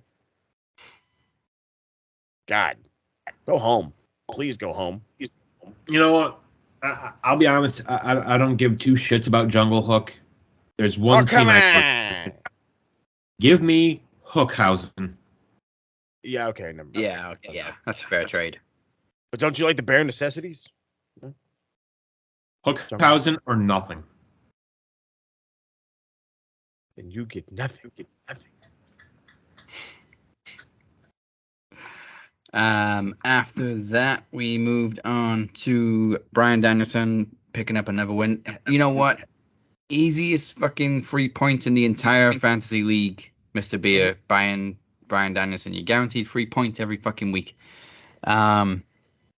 Cage Brian passes another hurdle and beats the other Brian, but pays for it. Brian. Damn sure pays for it after the match. Yeah, he does, dude. They wanted him out. And if that's not bad enough, next week he's got Timothy fucking Thatcher. I'm looking. Oh, this is going to be such a wrestling match, and so many people are going to be like, "This is boring." My fucking going to be Stan Marsh over here, boy. I tell you what. You know, I'm hoping that they give Timothy Thatcher his ring comp theme. He's been using it everywhere. Yeah. He uses it in Noah. He used it all across the Indies. And it's a classical theme. They can't necessarily claim it. So I would not be surprised if they used it. Use. Exactly. Yes, it is fair use. 1,000,000%. Like I don't understand why the East stopped using it for Imperium. Because you know that's how they roll, baby. It was better. Better don't mean ratings. Like Walt Gunter's theme now is ass. Everybody's second theme is always more ass than their first. It's always been that way. Except for Stone Cold. No. Undertaker. You like the American Badass? No, that was like his fourth or fifth theme. He had this. They only No, it's okay. I know you're kind of right. Well, which one are we referring to? The Gothic one? You like the Gothic one? That was badass. Like the Ministry. The Ministry theme was amazing. That was sick. Then and I will be one of the minority folks and say that I really did like the Disturbed version of Stone Cold's entrance. Dude, I love that theme. People hate on it. I don't know why. Well, people suck. Bingo. Speaking of suck, bro, I know we make the fun of this all the time, and I'm totally gonna take Dazzy's job right now. But each and every week in the TSK, we see Tony Storm with these fucking hip attacks, and we're like, "Ooh, concuss me, girl." I don't want none of these that she gave to Ruby. I don't want not a single one, bro. The fucking whiplash she just took from these. They're not hip attacks, they're ass attacks. She fucking hit her with the nalgas, and it fucking. I mean, that's it fucking hurt. To me, that's unnecessary. That's like that power slap crap. She's going so fast. So fast. The head and the neck is not supposed to jar like that. No, bro. No. And then you bring up power slap. Oh, God. Ugh. It was all bad. Talk about controversial. I really hope AEW has concussion protocol. I'm sure they do now. See what Bryan Danielson thinks about it. I mean, I know he's not taking one of those fucking ass attacks. That's all I know. No, he takes those at home. Hey, how you doing? What do you mean I can't get on the show? What do you mean? Well, your father-in-law is not there anymore, so. Oh yeah. Johnny. But don't you guys want to use us? No. Okay. People power. That guy. Oh, Lord. Ruby got a nice victory over Tony Storm with an unexpected assist from Britt Baker. Britt's a face. It's crazy. Was it an assist or was it I don't know what the hell's going on. So I'll be honest. Go ahead, I like this Britt Baker. I do too. Not totally a face, not totally heel. Yeah. Not yet, girl. But no, it was definitely intentional. She came out to cause a distraction. Ruby got the win because of it. But yeah, it's just weird thinking of Ruby and Britt Baker on the same page. Yeah. No pun intended, Soraya. Right. But no, I was again listening to Uncle Dave each and every morning. And one of the things that he was bringing up about, which is again a thing that we had talked about. I think we talked about it on Max, and I know we talked about it in the TSK. Is this is literally a feud of the AEW homegrown against pretty much the WWE girls. Yeah. Well, even though Ruby won, I'm almost expecting her to turn. However, that kills it for her theme song. Truth be told, not gonna lie, you can't be a fucking heel with that theme. It's just not gonna go down. No. But that thing needs to happen soon because it's literally it's 2 girls against like 7 that are homegrown from fucking AEW. So it's like, can we make a move?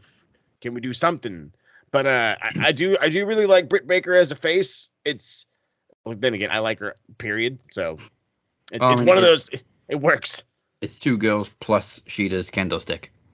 There you go. And Sheeta's awesome. So, but just don't hit her.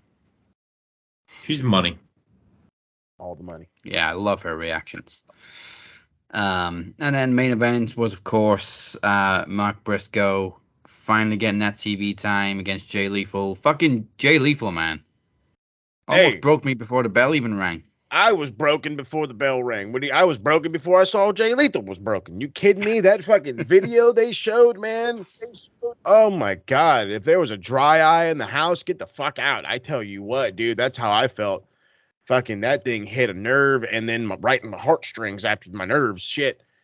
But no, Jay Lethal, and even, you know what, even Sanjay Dutt fucking gets a thumbs up for me this week, that rat bastard, because he's out there rocking the Jay Briscoe shirt, which I might actually have to go get, because first off, it's awesome, and second, they need all of our help, the Briscoes do. But for a guy who was literally crying on his way down to the ring and half crying during the entire match, Jay Lethal was excellent. And so was Mark, dude. Mark doing every great thing. What do they call it? What is it? The froggy leap, I think is what they call it. Kung Fu. The froggy elbow. There you go. The froggy elbow. I think what made it even more emotional was just like how stoic and strong Mark was. Yeah, dude. Like he didn't break at all. No, but that's it. See, that is a absolute what I want to use is a big word, but that just, for all those fucking nerds out there that are like, oh, well, the Briscoes, you know, well, they were never on big TV. Oh, well, they never this. Oh, bro, you're going to tell me the way he fucking went out there and handled his business that fucking Mark Briscoe's not made for TV? Come on. That was awesome. And then it also, I guess, pays dividends to the reality that there is not a closet net of fans anymore. Everybody is willing to watch everything as long as it's within their wheelhouse, which, by the way, about fucking time. Now let's look at somebody like Stone Cold Steve Austin. What about him appealed to, you know, that he was like the knee braces. He was like your everyman. Like he was, you know, like the guy that works, you know, at a steel plant. You know, a guy that, you know, is a worker. You know, He didn't look like Hollywood made. Nah. The Briscoes looked like ordinary, everyday people. They looked like somebody that is like, you know, could be your buddy from next door. Yeah, the dudes you work in the warehouse with. Exactly. And people gravitate towards characters and wrestlers that they can relate to. That's why Bryan Danielson got over so well in WWE during the whole WrestleMania storyline, was that he was relatable. Because everybody at one point in their lives has been told, no, you're not good enough. Mm-hmm. And it was an absolutely beautiful thing. Like, you don't hear that a lot with professional wrestling, but it was beautiful. Like, it sucks that Warner was so up their ass that Jay never got that. But goddamn, like to see Mark get that moment. Yeah, and the whole roster on stage too. Oh yeah, the whole AEW, some of the Ring of Honor guys, even fucking big old TK was out there, boy. And to see after the match, to see Mark look into the camera and to say the names of Jay's kids and just say, "Keep your head up, I love you," and then to address Jay not as Jay, but to say, "Jamin, I love you." It was his birthday. Yeah. If we don't get a graphic soon saying Mark Briscoe is all elite, oh, I expect that shit in the next like 10 hours. If I don't get it at the end of the day, there's going to be an uproar, baby, from the TSK. I tell you what. We will send Tony Khan to the chicken farm, and he'll deal with Papa Briscoe. Ooh, don't do it to him. He ain't ready for it. And it felt weird hearing one half of the tag team champions, or because it's just like it's still like there is no other half anymore. He is the tag team champions. Yeah, he is the tag team champions. Now, DC, we were talking about this, and I love your whole spin on it, and so I had to bring it up. You were saying something about him having to relinquish the tag titles, and they do what now? So here's what I think he'd do. I mean, obviously, we know life goes on. There's going to be another Ring of Honor tag champions. I think what you do, you have him, and I thought he was going to do it because he came out with both belts. Yeah, me too. I was expecting him to hand the titles to Tony Khan, and then for Tony Khan to announce at Super Card of Honor or whatever the next show is. Yeah. You mean the TSK special? That's right. It would be Claudio versus Mark Briscoe for the world title. Set me up now, baby. And honestly, I know Claudio just got it, but if you don't have Mark Briscoe win that title, I think it's a mistake. Like, he needs to win it. I'm getting there, bro. I'm behind it. Fire Pat Buck, hire me. There we go. I like it. Hire the TSK. Get on with it. All right. Well, if you couldn't guess already, I think it's pretty obvious who I'm going with for best lure of the week this week. But first, the geek of the week. Come on with it. Pencil neck geek, grit-eating freak, scum-sucking peahead with a lousy physique. He's a one-man, no-cut, losing streak. Nothing but a pencil neck geek. Pencil neck geek.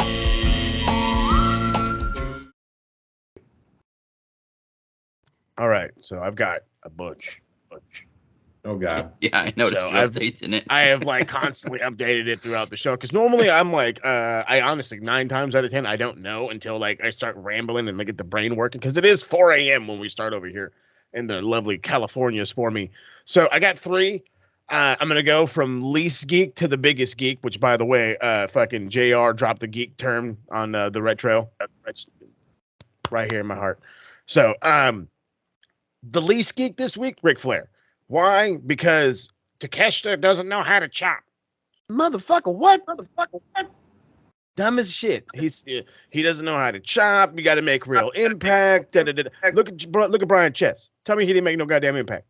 You're fucking full of shit. And then the only reason you're the least on the geek list is because you turned around and you gave a fucking rebuttal by going and supposedly accusations, that is, apologize to Becky Lynch for the whole man bullshit, which I hope is fucking true.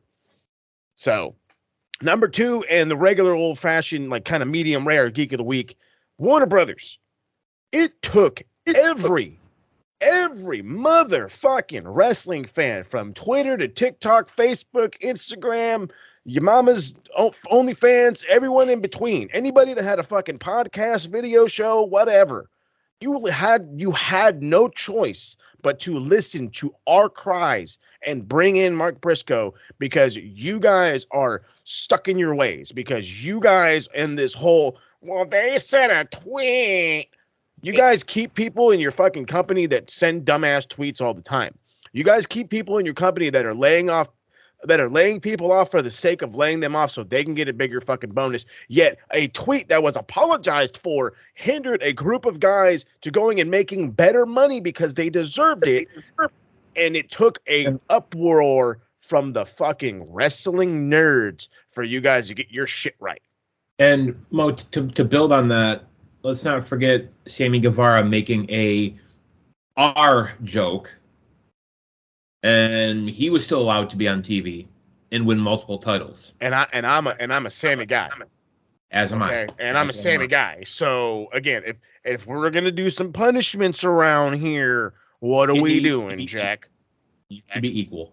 And then this may be a little bit of a reach, but didn't Jericho's wife rush the Capitol? Get on with it. Get on with it. Come on, Don't baby. know if she There's a was in lot. filming, but she was in. She was outside. She was outside. She's got pictures outside. Somebody said something to Jericho about that on Twitter and blocked.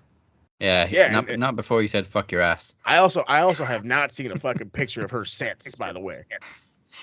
Not a one. But lastly, in the most ultimate geek of the week, and it should have been known, it should have been coming. It started with Dana getting, slapping his wife around and being like, it's okay, but it's not okay because, obviously I'm a public figure and I have to backtrack myself. But his company, or whatever the fuck you want to call this power slap.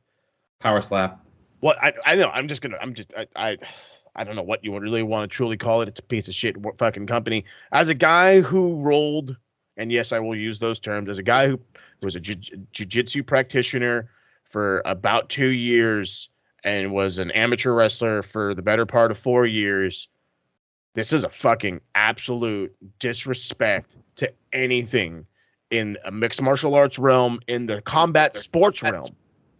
You're literally just standing there and letting people slap the shit out of each other. I've seen clips of dudes with an entire side of his face swollen, and he's just like, yeah, I'm tough. You're tough because you're letting this guy slap the balls out of you? Like, it makes no sense. It makes no sense. It's dumb as shit. And then on top of that, I'm going to let you do your thing. The women, there's a women's division. They're slapping the dog mess out of each other, and they're women. This lady is obviously concussed. She can't fucking stand up right. Has to do a forward fucking roll to save her balance because I have to look strong in this power slap. This is dumb as shit. They're all going to get concussed. You're not a one of them won't get concussed. I guarantee you. Sure. If they do, they got metal in their fucking head. You hear me? They got metal in that bitch. It's the only way none of these motherfuckers are getting concussed. Well, I don't know if you saw, but former WWE star Chris Nowinski has come out against this and said, I bet he has. Entertainment. There's no protection for them, and done. Honestly, I don't see this lasting more than a season. No, if that. No. Like, if they're fucking smart, they'll cancel it right now. They're smart. Like, I'm sorry, but like, I just don't see the appeal to this. Like, I don't get it. Like, this feels to me like the kind of thing that you would see in like a bar setting. And like, it's like that kind of thing where, you may watch it on TV once just to see what it's about. And then you're just like, this is it? Yeah. No, bro, you're skipping the channel. Tell me the truth. You're skipping the channel. Well, it's one of those things like you're channel surfing and you see it on and you're just like, this is it? Well, let me go see what movie's on that I've seen 50 million times. Exactly. It's just stupid. All right, I'm gonna let you. When instead of watching Power Slap, instead of watching Power Slap, you should be tuning into Max Wrestling, kicking it with the TSK, any other of the fine programs that we have here. Yeah. Dummies. Now for the Bestler of the Week.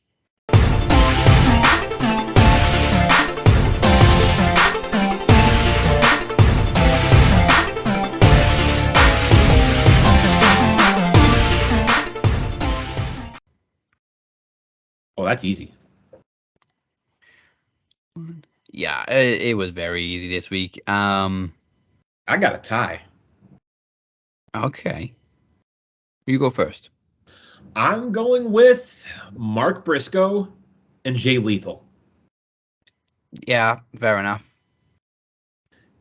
I've always been a fan of both guys. I think both insanely talented, and I think now people are going to see what Mark Briscoe can do. Like, they're going to see him. Hey, Jay may have been the star of the team, but we're going to see what little brother can do.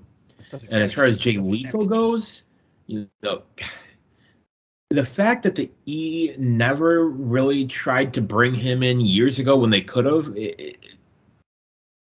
makes him look bad. Like, when he was doing Black Machismo and TNA, oh my God, was that entertaining. Hell yeah.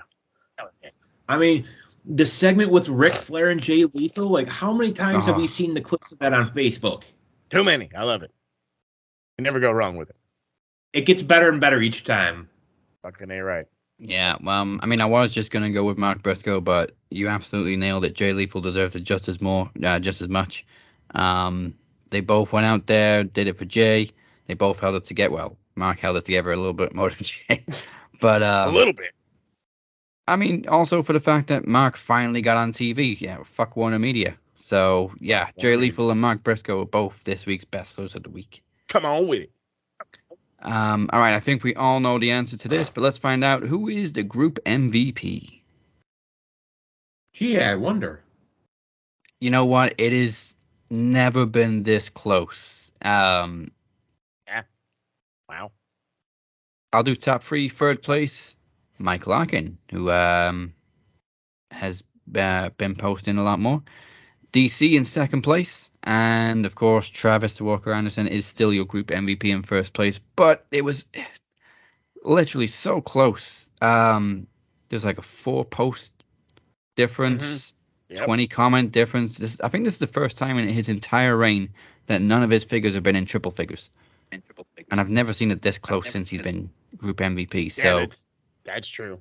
Keep pushing it. We're getting there. Don't forget to be liking shit too, DC. Well, you know, Champ has to put in an appearance. There we go. Do you think? I'm not Brock Lesnar here. I'm not gonna only show up on like the big shows and then just disappear. I'm only showing up when they pay me 6 figures, which is never. Shout out to Chad Cypher and Chris Durham also in the top 10. Also shout out to Ryan Kidd, Jacques, Rob Williams, and Brandon Martin also in the top 10. Let's go. Keep it going, y'all. So thank you everybody for joining us for Podcast Promo Rumble 8. The next time we bring you a special event is a 2-night epic event of epic proportions. Promo Mania 8 comes your way March 28th and 30th as we predict this year's Hollywood-sized WrestleMania. Hollywood size indeed. Because of that, we have 2 huge main events confirmed. The first one being DC booking his own main event spot almost a year ago. He has announced his Iron Bank cash in and will go one-on-one mano-a-mano with the Demoness. And now it is for the Max Wrestling Television Championship. Oh Lord. To quote good old JR, business has just picked up. Certainly has. Don't be a slobber knocker. Speaking of business, the first ever Max Wrestling Tag Team Champions will be crowned as the modern day Outlaws, the Walker and Cypher, take on Dragon Club's Phoenix and the Shape. Can't wait for that one too. All that, plenty more coming in the next few weeks. For more information, go to maxwrestlingnet.weebly.com/Promo Mania 8. And also keep in mind, the week before Promo Mania is Max Wrestling's 8th anniversary episode. Let's go! 8 fucking years, good God. I love how the anniversary always rolls around just before Promo Mania. Perfect. Makes it feel even more special. Damn right, it is special. Now, a bit of trivia question for both of you gentlemen. Let's see if you both can get this. Who competed in the first tag team promo battle in Max Wrestling? I believe that was at the Maxis. And you and Travis had mystery partners. Yep. I know exactly who it was. Well, come on. Well, you had Big Rob. Well, it was myself and Robert Davis against you and Travis. Yep, Travis enlisted the services of Jester, and look how times have changed. Good God, Rob needs to come back. We need the TSK over here back in the Max, god dang it. Well, tag team titles will be in the circle very soon, so we will see what happens. But now for stupid shit people say online. This is shit Mark say. Get off the internet. OMG! Eggplant emoji. WTF! Santa Claus emoji. Thought he was dead, LOL. Peach emoji. Shit Marks City. Names have been changed to protect their stupidity. I don't want to. That shit. Who do we got that's not been very oozy? I've said this before, and I don't know how long it's going to last, but times have changed on TikTok, and the negativity has gone away. Even my man White Chocolate has gone into hiding from the stupidity of it all. He's actually tried to become a positive fan somehow, some way. I mean, hey, good for you. But I did find a absolute total nerd on fucking Facebook, and we're just gonna I'm gonna leave his first name as Paul. We're just gonna call him Paul McMahon. Let's go with that, because that just sounds perfect, because that's exactly what a McMahon would say in this one. That would have been Triple H's name if he'd have taken Stephanie's name. I mean, that would have been all bad. So this is coming off of a post saying, Mark Briscoe shows, got a win on AEW last night, and you look through the comments, and there's so many people. Oh God, it was a great match. It was a heartwarming moment. The video package, was gut wrenching, but him winning was excellent. There's a lot of positive. There's a lot of love going on. And this dumb motherfucker says AEW has no shake. There's no depth. They won't exploit for ratings. Okay. I have something to say to that. Go for it. Obviously, this is a WWE mark, right? Has to be. Do we not remember WrestleMania 22? Enlighten me. First Mania after Eddie Guerrero's passing. Who won the Rumble that year? Oh, that would be Rey Mysterio Jr. Mm. And didn't they do the whole storyline over him doing it for Eddie? Wasn't that a thing? Oh, that was a whole big old thing. Randy even dropped the very controversial line about Eddie. Mm-hmm. That Eddie's dead. Yeah. Well, you get what I'm saying. Like, you're telling me that WWE has never done it? But WWE worse. I'm about to say they're worse. Not only are they worse, but to put a spin on that whole thing, this isn't a way for them to exploit ratings and garner ratings. They were planning a tribute show the day after he passed. Warner Brothers said no. They've convinced Warner Brothers to get over it. They did, so they had their tribute show. That's what this is. It was a tribute. I don't understand why you think it's an exploitation. Watch the ratings not increase at all and have your dumb comment be just the stupidest thing you've ever written on the internet until you do it again tomorrow. Yeah, let's not forget that the day after Brian Pillman passed away, Vince paraded his widow out on live television. Live TV. Didn't even tell her he was going to talk about Pillman. So let's be real here. Like, Tony Khan could have done a lot worse. Mm-hmm. And didn't he put the first tribute show on YouTube for free? What he said. I don't think it's on yet, but I think it's going to. Yeah, they're editing it still. But it's going. So it's going to be on Honor Club, and it's going to be on the YouTube for folks that don't want to sign up for Honor Club, which can't say about it. Sorry, I think they missed the boat on it. I'm going to spend the money, but I know I'm not everybody. So they should have put it on. They should have made a deal with Warner, put everything on HBO Max. You've got all the AEW stuff. You got Ring of Honor. Boom, done. Yeah, well. All right, on Twitter, we have, first up, this guy seems to think he's Jake the Snake's biggest fan. So we're going to call him Jake Did Drugs, and he makes more sense than you do. Basically, Jake just shared an article where he believes Kenny Omega to be one of the best ever. Nice. Jake 2.0 says, no ring psychology, wrestles kids and brooms, high spot after high spot, but to each their own. Motherfucker, what? No ring psychology, yet can wrestle a child and make the child look good. I don't understand how that's no ring psychology. Huh. Well, High spot after high spot. Not to be mean, isn't that like Seth Rollins too? Yeah. And Kofi. Kofi. I don't understand. I'm gonna let you do your thing real quick. I just don't understand where this idea of there's no ring psychology. If you don't see it, you don't understand ring psychology. You don't see the story in the ring, you don't know what a story is, because there's always psychology and there's always a story. Go ahead. What this person is, it's somebody that has only seen clips. They've only seen, the YouTube clips or the Facebook reels or the Instagram reels. That's all they've ever seen of Kenny Omega. Cocaine Guaranteed. is a hell of a drug. But that's it. That's the only time they've ever seen him. They've seen, like the little video clips that you always see scrolling through Facebook. That's it. That's all. Because they refuse to get invested, but they're willing to shit on it.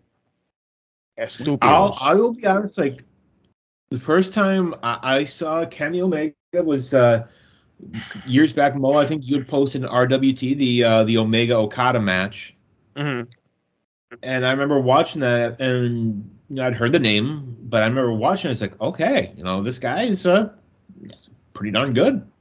Yeah, Kenny became one of those dudes after the Okada thing. But if you were watching Kenny prior, I knew Kenny Green Trunks Kenny. When he was teaming with Kota, when he was doing all the Street Fighter moves and shit like that before Bullet Club, I had seen him. He didn't look like a star to me because, again, during that time, they weren't pushing anybody that wasn't an AJ Styles or an Okada or a Tanahashi even.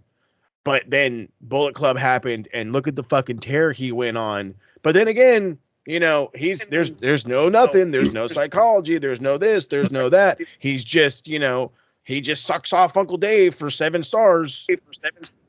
Because I don't know how else you can get him without being, good at your job. I fucking hate people. Get your ass in the bin, people. Get in the bin. Next up, we have Wade Shambles. Fucking A, right. He's in shambles. So somebody pretty much said people like MJF, like Cassidy, Danhausen, Garcia, Yuta, these guys are the reason new fans like me are tuning in.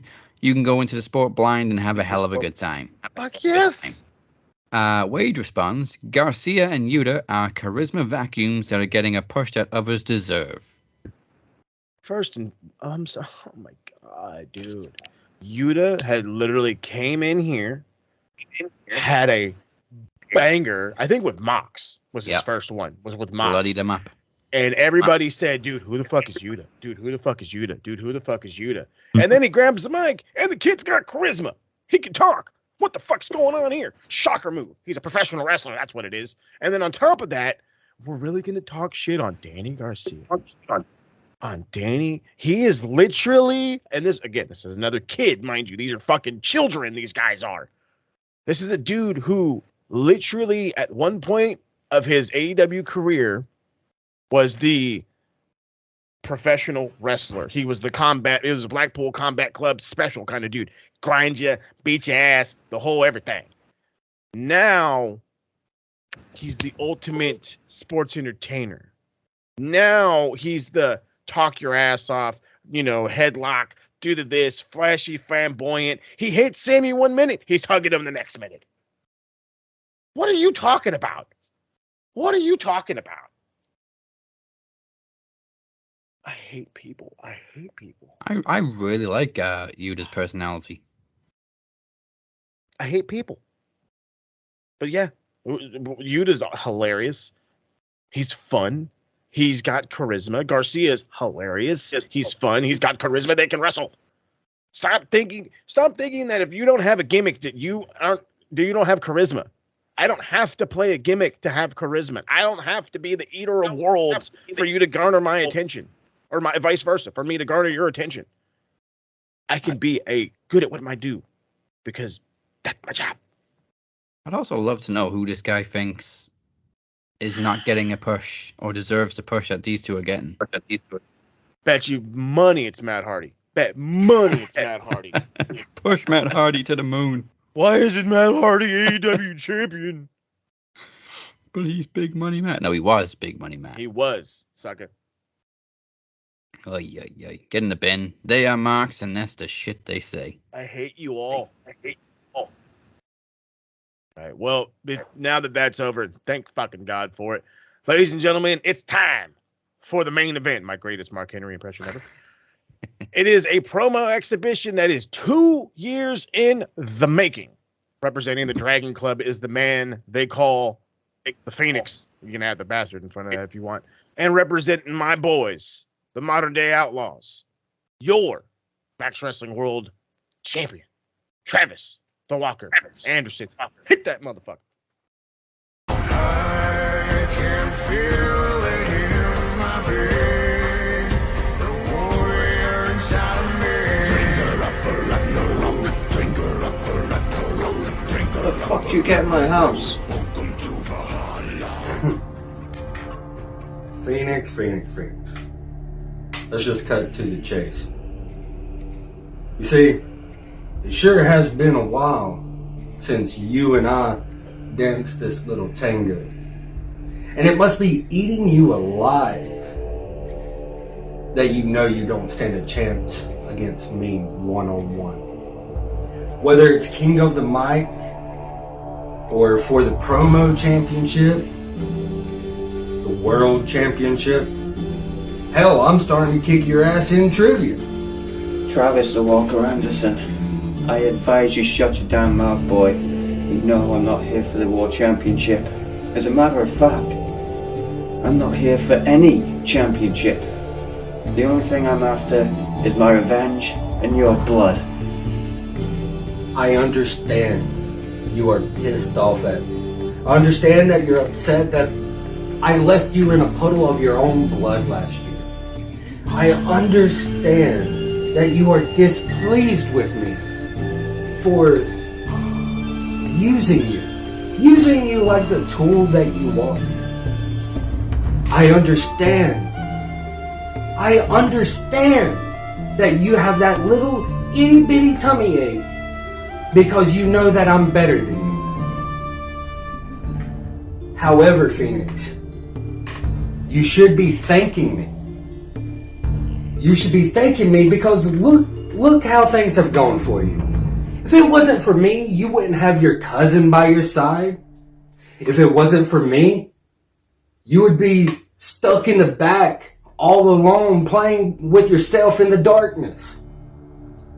But look at you now, Phoenix. Here you are in the main event of Promo Rumble 8. You got the world title at your fingertips.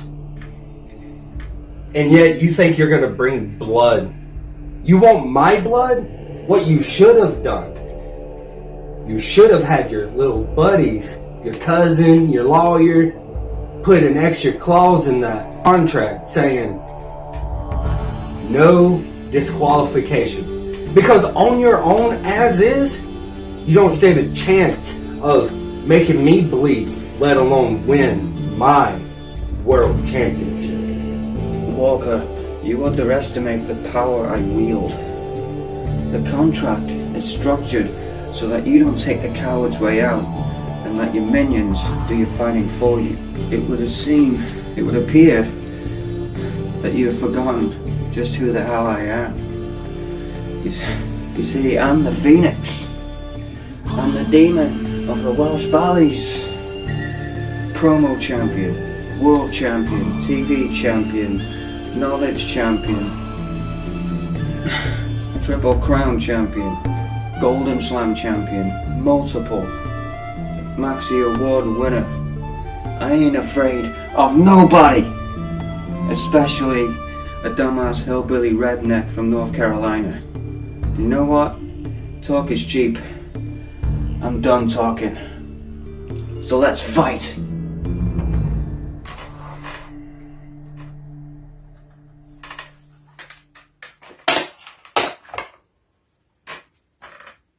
Ring the fucking bell.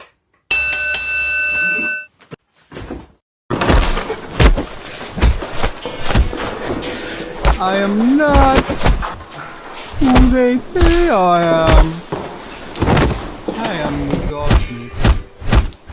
And the darkness flows everywhere.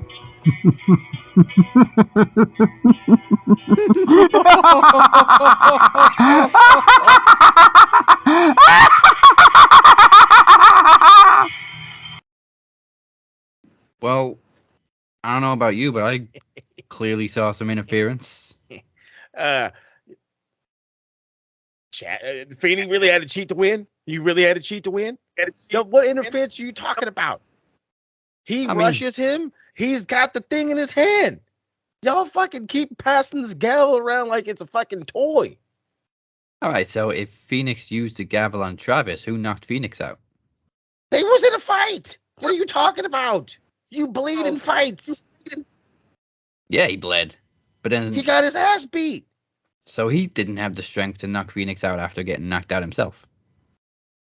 How do you know fucking Trav didn't pass out from exhaustion? How often do we fucking see guys laying in the middle of the ring after a fucking New Japan match when they beat the shit out of each other? It takes fucking 2 fucking young boys each to drag them out of there. All right, granted. They fucking went toe to toe. Granted, we didn't see interference. We just saw them both laying out cold at the end, but we definitely heard somebody else laughing, and that was neither Phoenix nor Travis. All I know is there was a cameraman. Blame the cameraman for laughing. I don't know. Maybe he thought it was funny. Maybe Feeney shit himself after fucking Trav beat his ass. I don't know. All I know is still your fucking champ should be fucking Trav. That's all I know. I mean, there was no that's DQ. That's DQ. But did we see him use the gavel, or did he just have it in his hand? How often do we see Eddie Guerrero get people fucking DQ'd for having a fucking weapon in their hand? Baby, possession is 9/10 of the law. I mean, it's a shame that cameraman, whoever it was, wasn't watching him the whole time. First off, I heard he was fired yesterday. So. Oh, he's getting his P45, but we didn't see the gavel being used, so I don't think we can call it a DQ. And we didn't actually see Travis knock Phoenix out, but Phoenix is knocked out. So this is a stalemate. I can't be the unbiased bastard in this thing. I can't, because that makes my brand look bad. I can't do it. Yeah, I'm with you.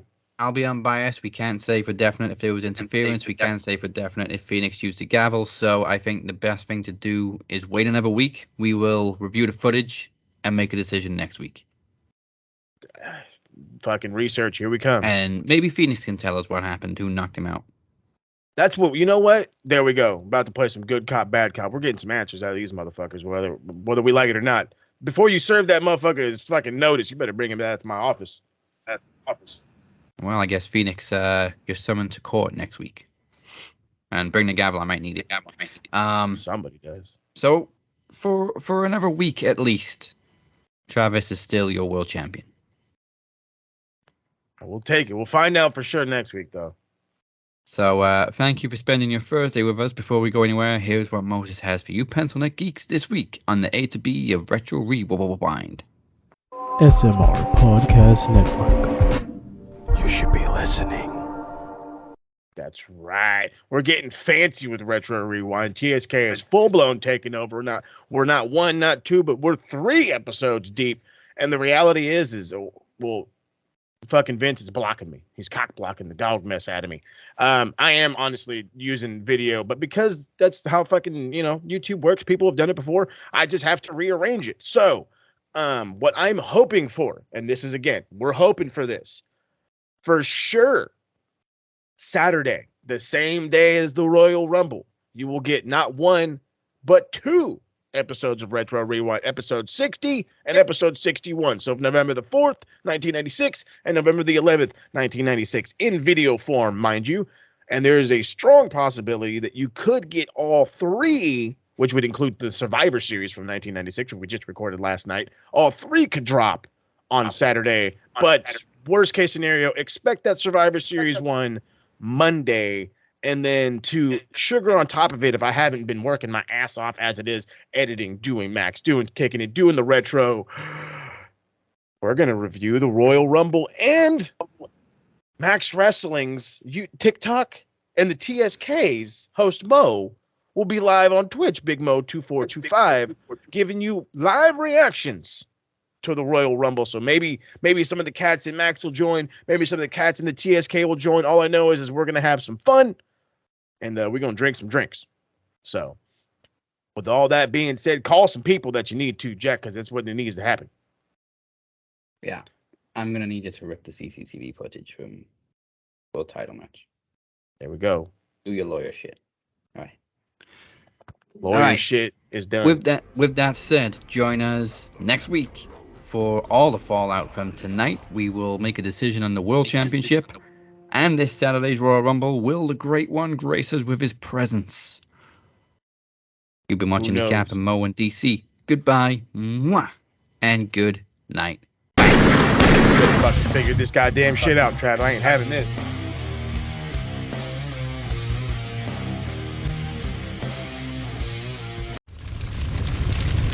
No!